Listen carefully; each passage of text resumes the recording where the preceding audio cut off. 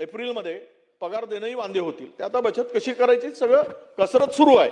त्या कसरतीवर तो तुमचा प्रश्न आहे. मला त्यावर अधिक ते फायनान्सचा विषय मी त्यावर अधिक बोलणार नाही. पण पहिला प्रश्न आणि दुसरा प्रश्न दोनच प्रश्न. असलेल्या पूर्ण रिक्त जागा तरुणांना मानधनावर 20,000 रुपये देऊन खूप तरुणांची फौज उभी झाली.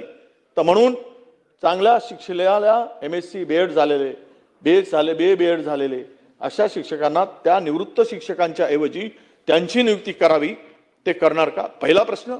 दुसरा प्रश्न, ही सगळ्या सुविधेच्या संदर्भात एक ठोक तरतूद राज्य सरकारने शिक्षण विभागाला मिळवून देण्यासाठी माननीय मुख्यमंत्र्यांच्याकडे आपणही करा.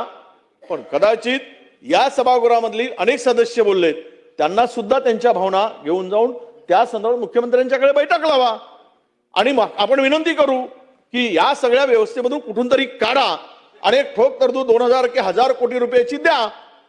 याचं उत्तर आपण द्यावं.